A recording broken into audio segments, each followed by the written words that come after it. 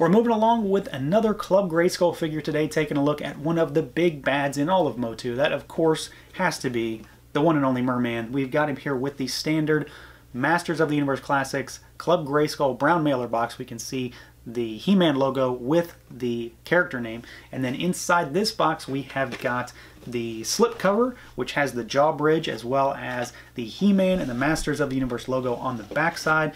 And then we have got Mer-Man in that fantastic jaw bridge style packaging. You can see him there in that big window. We've got windows on the side, and then we've got great new artwork and a bio for Mer-Man. So let's pull this guy out and take a look.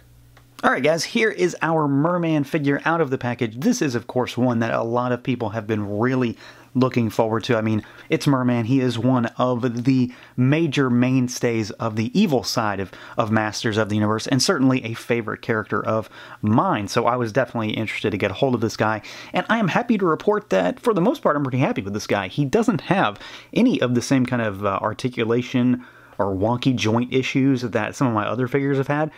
But he does have paint QC issues, so we'll of course talk about those. So let's take a look real quick at how this guy moves around, and then we'll look into his sculpt and paint and all that stuff.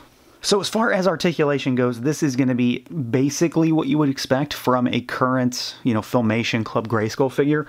So the head can rotate. He can move a little down and then a little up, but as we'll discuss further when we talk about the sculpt, his neck is encased in a armor piece, although it may not look like it. His actual neck and his upper chest is part of the armor, so it does impede some of his movement a little bit. Arms go out, they can rotate all the way around. Of course, there is a floppy shoulder pad here that can get in the way. Bicep swivel, single jointed elbow, hinge, and rotation at the wrist. He does have a crunch, but the armor is going to hinder that, so he does that. Swivel at the waist, legs go all the way out, just as far as possible. Kick forward, kick back, thigh cut, single jointed knee. You can of course rotate at the boot, and then we've got a rocker and a hinge down at the ankle. So there's plenty of movement, in terms of what you would expect, but he is a little bit on the hindered side because there is a lot that sits over top of his chest, shoulders, and neck. Now when it comes to the overall look and feel of this figure, I would say from the outset, just taking a quick glance at him, that he's almost perfect. There is a lot that is right with this figure, and then there are some weird little things that are bad. And I have one QC issue with mine in particular that is unique to my figure, or at least, well, for the most part unique, and then something that I'm sure we'll see widespread on this guy. So the big thing with this figure is that it kind of looks like he has no neck. And, he does. He's got a neck there. He certainly doesn't, not have a neck, but he's got a fat neck. And part of that comes from the fact that this armor piece, which is, a rubbery plastic, it's not removable. I mean, well, technically it's removable. It's not part of the figure, but you'd have to take everything apart to get it off. And you can kind of see, here's the back of the neck that sits over top of the buck. So from the back, he also looks kind of weird. But I think the contributing factor to the point why people say he doesn't have a neck is because this whole region around his throat is rubber.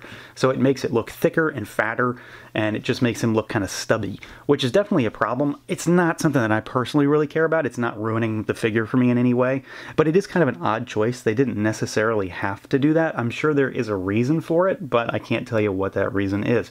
Beyond that, I think the armor looks good from the front. You almost can't tell that that's rubber there because the color match on the skin tone for the armor to the plastic itself is perfect. It couldn't be any more matching. The only real drawback is that you can see this piece back here, but it's the back, so I'm not going to gripe too much.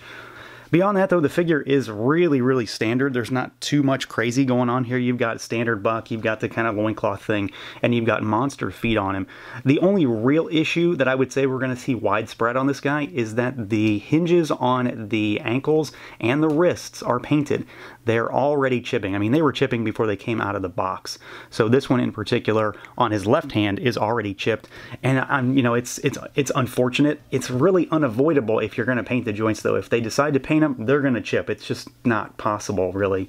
It's a huge friction zone, so there's not a whole lot we're going to get to fix that. It sucks, but I'm not going to cry over it either, so just, take stock of that, and your mileage may vary in terms of whether that bothers you or not. What really, really, really bothers me on this figure is something that's unique to mine, and it happens to be, unfortunately, in like the key area, so that's the face. And I think, just taking a look at him on his own, the face is perfect. It is beautiful. The color on the face, the color on the skin, everything about the color on this guy is beautiful. It pops, it's vibrant, it's very saturated. So you can see we've got that, you know, kind of dark teal blue color. He's got that open mouth with the black mouth, you know, kind of the inside of the mouth and the white teeth with the orange around the eyes, and then kind of an off-white in the eye with black pupils. The pupils are about pencil dots. They're really tiny. But the left eye on mine looks like someone took that pencil, they obviously don't use pencils, and just sort of scratched it on there. So it is a little wonky. I would say that otherwise my figure is perfect, outside of the scraping of the paint joints on the hinges here, but that's not unique to my figure. It just really bothers me, so I'm going to see if I can fix that. The problem is that white is not white, it's kind of an off-white, so we'll see. You know, from afar you can't really tell, but if I zoom in on it, you can pick it up right away. Beyond that though, I think the figure looks beautiful. You know, I can't stress that enough, that this definitely looks like he jumped right out of the TV screen. There are just some things about him that make him kind of odd. The only real overall QC issue that I could see happening are those flaking joints, but then of course I do have the wonky eye. Otherwise though, I mean, this is Mer-Man through and through. You really can't dispute that. This is what we've seen on our TV screens for decades. For accessories, we've got a handful of things. The first of which we have got this little gun here, and it's very Filmation style, very minimalistic. It is painted plastic, so the plastic is yellow, and it's painted silver or gray, and the hands, like I've seen with a lot lately, are pretty stiff, and I've already got a ton of paint scraping on the handle. I'm probably never going to use this, so I'm not too concerned about it. That's why I wanted to test it out to see, but yeah, it did exactly what I thought it was going to do. It scraped right off. So you've got that problem going on because the hands are painted and then the gun is painted, so something's going to rub, something's going to chafe, and it was that. Beside that, we have got his standard sword, so the corncob style sword. This is not painted, it's just plastic. It's like the mustard color for his armor, and I think it looks really good. He holds it really, really, really well. It's not going to go anywhere. It's frankly kind of hard to get it in his hand, but once it's in there, it's there. And this really is to me more the vintage look, not necessarily Filmation. I don't think of this sword when I think of the cartoon. I think of this guy. I think of the spear. And I believe, someone correct me if I'm wrong, I believe this is supposed to be silver. I don't think this is supposed to be purple. I believe that this was originally intended to be silver as well, but there was an issue with the factory and there was some miscommunication or something, and it ended up being purple. And purple is what we saw a lot in the prototypes and the painted samples from Super7. So that's unfortunate if that's the case. I just can't remember. Frankly, it doesn't bother me too much either, because this thing is pretty nice. It's got those nice red jewels on it. It's going to scrape though because it's painted. It's already scraped a little bit, and he kind of has to hold this part right here to get a good grip on it. Otherwise, it just sort of slides in and out of his hand.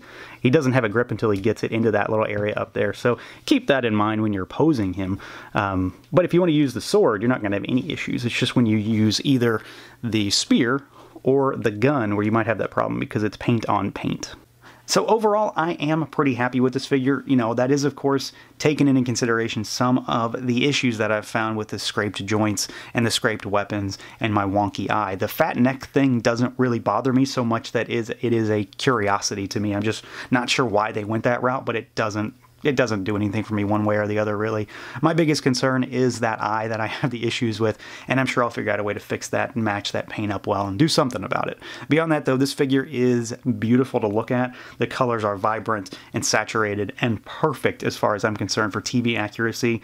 Throw a weapon in his hand, put him in a cool pose, he's going to look like he jumped right out of the TV screen, and ultimately that's what we've all wanted since we were kids, and we finally have Mer-Man. So that's going to do it for this look at the Super7 Masters of the Universe Club Grayskull Mer-Man figure. Let me know what you guys think. Feel free to like, comment, subscribe, and share. And until next time.